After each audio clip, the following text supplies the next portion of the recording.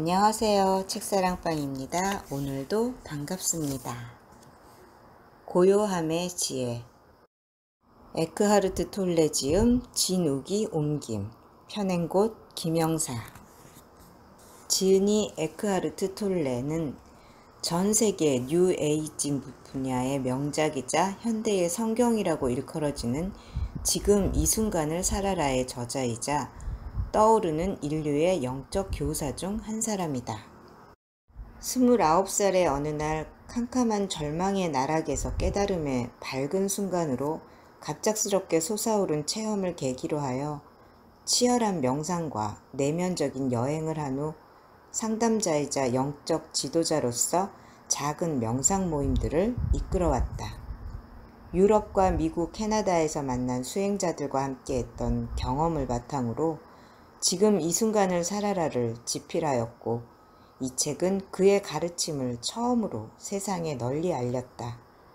이미 전 세계의 많은 독자들이 이 책을 읽고 놀라운 치유와 변화와 기쁨을 경험했다고 증언했다. 특정 종파나 교리에 국한되지 않는 그의 가르침은 불교, 기독교, 힌두교, 이슬람교, 토속신앙 등 모든 전통의 핵심과 본질을 포용함과 동시에 어디에도 모순되지 않는다. 그는 모든 위대한 영혼의 스승들처럼 우리 자신이 가진 창조의 힘을 경험하게 해주고 더 나은 삶을 살도록 변화시키는 힘의 비밀을 알려준다. 그것은 말 너머에 있는 고요함의 세계, 즉 영원한 현재이다. 안과 밖의 고요함. 사람들은 누구나 마음속에 드넓고 고요한 공간을 가지고 있다. 허공처럼 걸림없고 지극히 고요한 그곳을 접해보지 못한 사람은 자기 자신을 알 수 없다. 자기 자신을 알 수 없는 사람은 세상 속에서 길을 잃고 헤맨다. 존재의 심연에 있는 나의 자아는 고요함으로부터 분리되어 존재할 수 없다. 이것이 바로 이름이나 형상보다 훨씬 더 깊은 차원에서 존재하는 나의 실체이다. 나의 실체는 고요함이다. 고요함은 무엇인가? 바로 지금 내가 읽고 있는 이 글을 인식하고 그 인식을 사고로 변환시켜주는 내면의 허공이며 맑은 마음이다. 맑은 마음이 없다면 나는 인식하거나 사고할 수 없다. 그러므로 맑은 마음이 없다면 이 세상도 없다. 내가 바로 맑은 마음이다. 잠시 사람의 모습으로 변장한 맑은 마음이다. 밖이 소란함은 아니 소란한 것이요, 밖이 고요함은 아니 고요한 것이다. 주변에 잠시라도 고요함이 내려앉을 때면 귀를 기울여 보라. 다가온 고요함을 바라보고 주시하라. 밖의 고요함에 귀를 기울이면 안의 고요함이 깨어난다. 마음이 고요해져야 주변의 고요함을 알 수 있기 때문이다. 밖이 고요함을 알아차리는 그 순간 내 안에 아무런 생각도 일어나지 않고 있다는 사실을 주시하라. 다만 온 마음으로 바라볼 뿐 아무런 생각도 없다.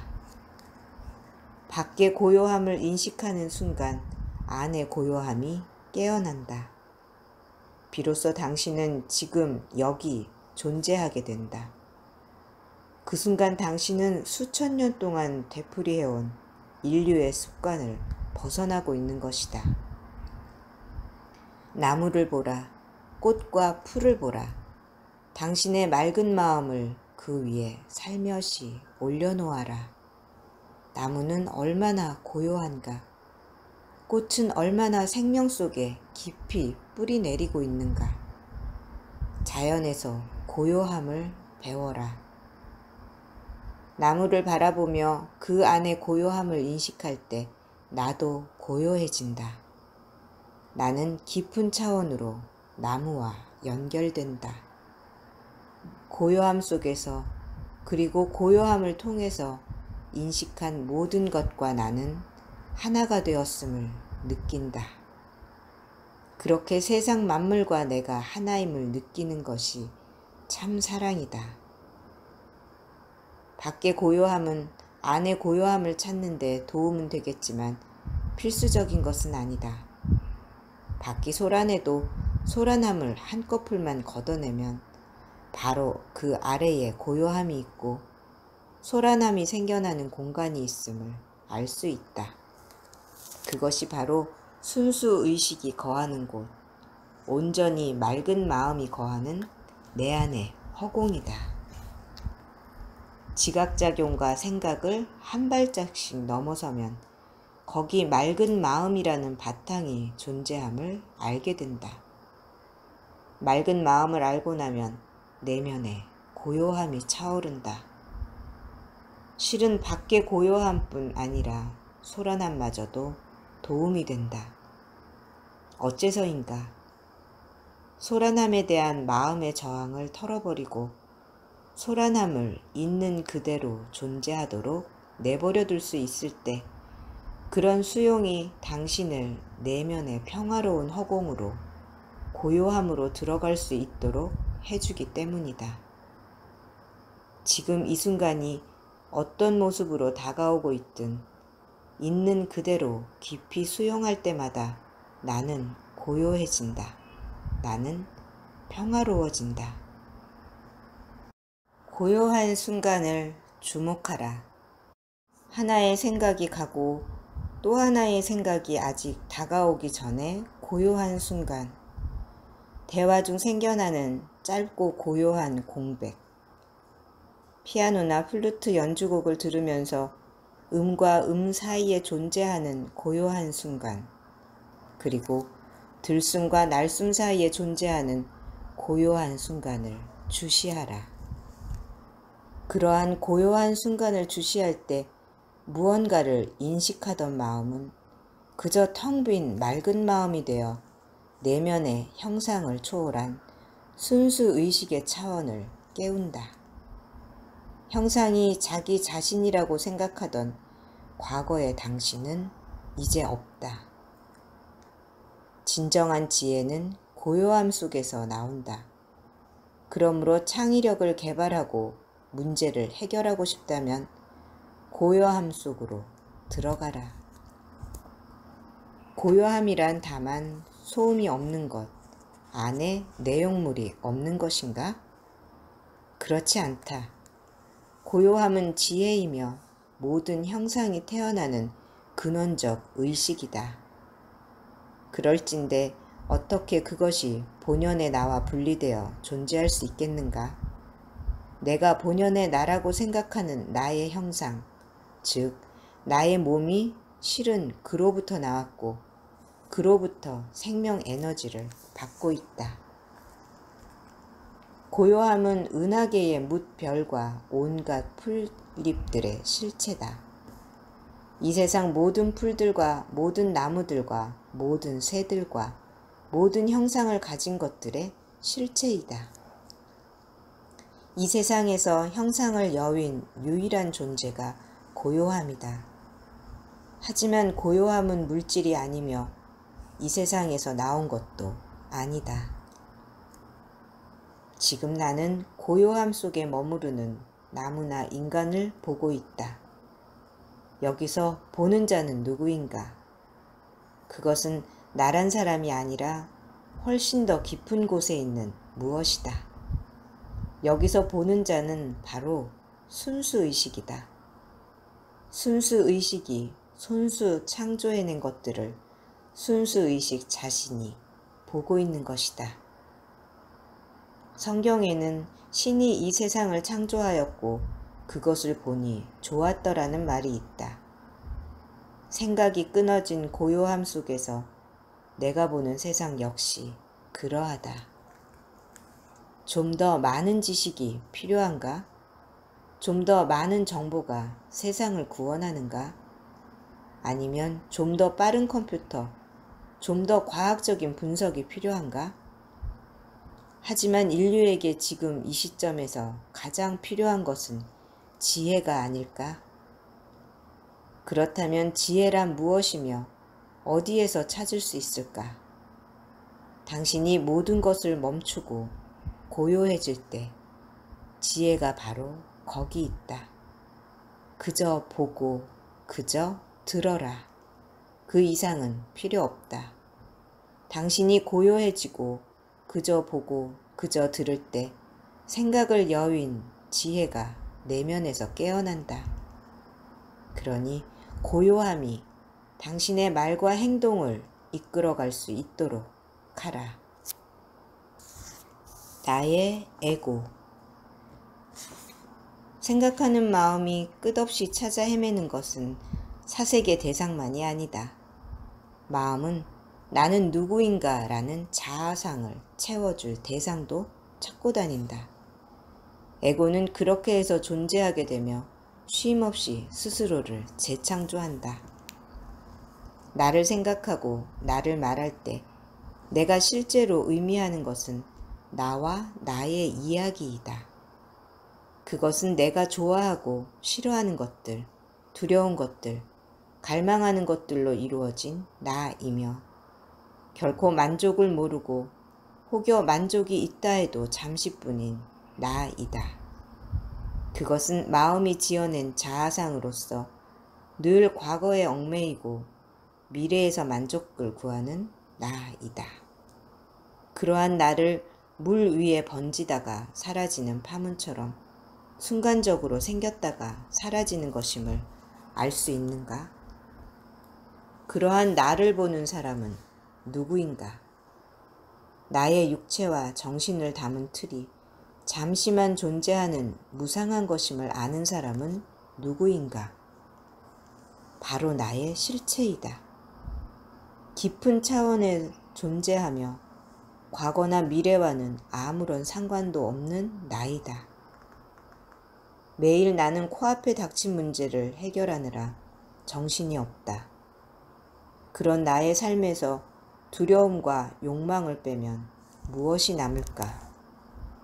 손가락만한 직선뿐이다.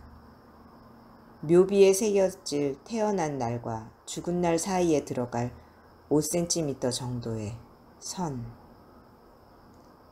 이러한 성찰은 에고에게는 우울한 일이지만 나에게는 자유를 가져오는 일이다. 생각에만 골똘한 나는 머릿속에서 들리는 소리가 바로 나라고 생각한다. 그렇게 해서 나의 생각에 나의 자아상이 덧붙여진다. 이것이 바로 생각이 만들어낸 나, 즉 나의 에고이다. 에고는 늘 무언가 부족하다고 느끼며 시시각각 변화한다. 그런 에고에게는 두려움과 욕망이 그림자처럼 따라다니며 삶을 휘두른다. 머릿속에서 나인 척하며 수다를 그칠 줄 모르는 목소리가 있음을 깨달을 때 생각의 흐름이 곧 나라고 무의식적으로 생각했던 과거의 꿈에서 나는 깨어난다. 그때 나는 깨닫는다. 나의 본 모습은 그 목소리가 아니며 생각하는 사람도 아니며 다만 그 목소리를 알아차리는 사람임을 깨닫는다. 그 목소리 넘어 존재하는 맑은 마음이 나라는 것을 알 때 자유가 온다. 에고는 항상 무언가를 찾아다닌다. 좀 더 보태어 좀 더 완전해지기 위해 에고는 이것을 찾아 챙기고 저것을 찾아 소유하며 이미 가지고 있는 것은 더 많이 쌓아두려 한다. 에고가 강박관념처럼 미래에 그렇게 집착하는 것은 바로 그런 이유 때문이다. 내가 이 순간이 아니라 다음 순간을 위해 살고 있음을 알아차릴 때마다 나는 에고의 지배를 벗어난다. 그때 지금 이 순간에 온전히 머무를 수 있는 가능성도 커진다. 지금 이 순간에 온전히 머무를 때 에고보다 훨씬 큰 지혜가 나의 삶 속으로 들어온다. 에고가 삶의 주인일 때 지금 이 순간은 언제나 목적을 위한 수단으로 격화된다. 나는 미래를 위해서 산다.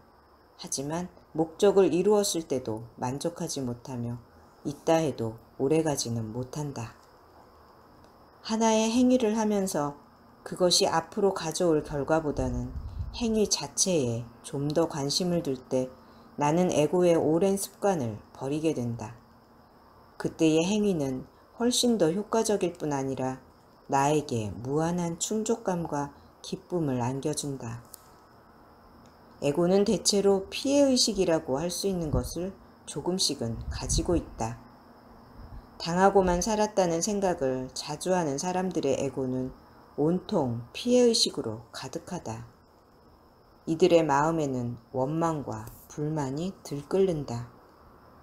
하지만 나의 불만이 진정 정당한 것이라 할지라도 그것은 나를 마음의 감옥에 가두어 버린다.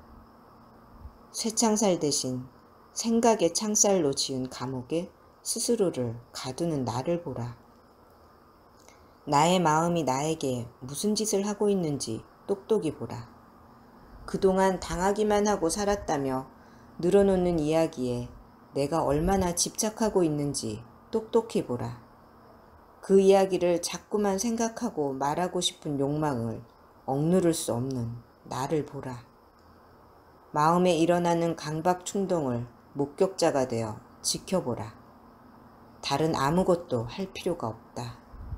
그저 맑은 마음으로 지금 여기에 존재하는 순간 감옥문을 열고 나와 자유인이 될 수 있다. 불평과 대립은 에고가 스스로를 키우기 위해 가장 자주 사용하는 방법이다. 대체로 사람들의 감정 표현은 이것저것에 대해 불평하고 대립하는 것으로 점철되어 있다. 그래서 다른 사람은 틀린 쪽이 되고 나는 오른쪽이 된다. 오른쪽이 된 나는 우월감을 느낀다. 우월감을 통해 나의 에고는 더욱 커진다. 실제로는 내가 에고라고 착각하고 있는 그것이 커질 뿐이다. 내면에서 그런 마음의 움직임을 관찰하고 머릿속에서 불평하는 목소리를 있는 그대로 들을 수 있는가? 에고가 지배하는 자아상은 대립을 요구한다. 에고는 자신이 홀로 분리된 존재라고 생각하기 때문에 이것저것과 대립하여 싸움으로써 스스로를 키운다. 또한 이런 것은 나인데 반해 저런 것은 내가 아님을 늘 증명하려 한다. 부족이나 국가, 종교 단체 역시 적의 존재로 집단적 정체성을 강화하는 경우가 흔히 있다. 믿지 않는 자가 없다면 어찌 믿는 자가 있을 수 있겠는가? 사람들을 대할 때 미묘한 우월감이나 월등감을 느끼는 나를 감지할 수 있는가? 그때 나는 비교를 통해 살아가는 에고를 바라보고 있는 것이다. 누군가에게 좋은 일이 생겼을 때, 남이 나보다 더 많이 알 때, 남이 나보다 더 많은 것을 할 수 있을 때, 스스로 초라해졌다고 느끼는 에고에 부수적으로 따르는 것이 질투이다. 에고는 비교에서 정체성을 얻고 더 많이를 양식으로 먹고 산다. 에고는 무엇이든 붙잡는다. 하지만 모든 수단이 다 실패했을 때조차도 에고는 여전히 커질 수 있다. 삶이 자신에게만 불공평했다든지 심한 병에 걸렸었기 때문이라고 변명할 수 있으니까. 나의 자아상을 뒷받침하고 있는 이야기는 무엇인가? 나도 소설 한 편은 썼는가? 자신을 우주의 나머지 것들과 분리되어 사는 존재라고 생각하는 에고는 생존을 보장받기 위해서 분리 상태를 계속 유지시켜야 한다고 느낀다. 그래서 반대하고 저항하고 제외시키고자 하는 욕구를 가지고 있다. 그로 인해 남의 대립하는 나가 존재하고 남들과 대립하는 우리들이 존재한다. 에고는 늘 사물이나 사람과 대립해야 한다. 당신이 끝없이 평화와 기쁨과 사랑을 찾아 헤매지만 그것들을 찾아도 잠깐밖에 참아내지 못하는 이유가 바로 그것이다.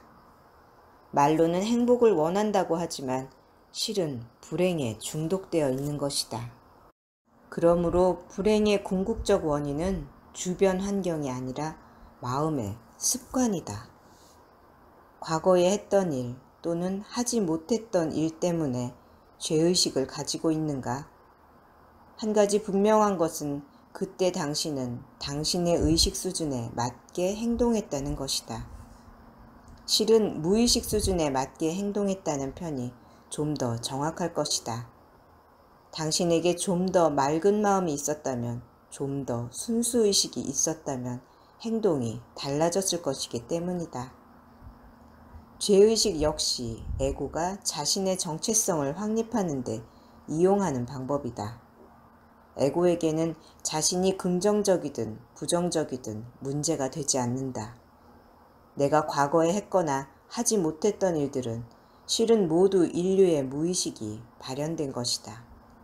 하지만 에고는 그것을 개인적인 것으로 받아들여 이렇게 말한다. 내가 그렇게 했어. 그로 인해 나는 나쁜 사람이라는 자아상을 가지게 된 것이다. 역사를 되돌아보면 인간이 같은 인간에게 행한 폭력과 잔인한 파괴 행위는 셀 수 없이 많다. 그리고 서글프게도 그것은 여전히 계속되고 있다. 그렇다면 인간들은 모두 저주받아 마땅한가? 모두 유죄인가?